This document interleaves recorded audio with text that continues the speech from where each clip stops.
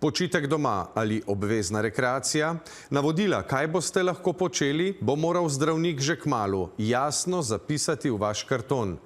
ZZZS sicer predlaga še, da bi morali biti ljudje ob določenih urah doma.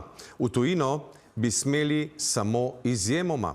Če so doslej, predvsem ob dolgotrajni bolniški, nekateri osebni zdravniki dajali pacientom zgolj ustna navodila, kam in kaj smejo, Z že sprejetimi pravili obveznega zdravstvenega zavarovanja, z njihovo spremembo, katero sicer še čakamo, uveljavitev oziroma objavo v Uradnem listu, pa smo določili, da je potrebno ta režim gibanja zapisati v zdravstveno kartoteko. da bodo torej pacientu jasne dolžnosti, delodajalcu pa pravice zaposlenega, razlagajo na ZZZS. Če ta med morebitno kontrolo krši navodila, lahko namreč ostane bodisi brez nadomestila plače. Sprememba bo po besedah Vodičar zaživela torej še letos. Družinski zdravnik Rok Ravnikar pa ob tem poziva: Smo za poenotenje pravil glede gibanja v času staleža, da ne bodo odvisna, bom rekel, ali od naše subjektivne ocene, ali pa tudi, od prepričevanja ali pa izsiljevanja tudi v najbolj takih zoprnih primerih, ki jih zdravniki ne maramo s strani bolnikov.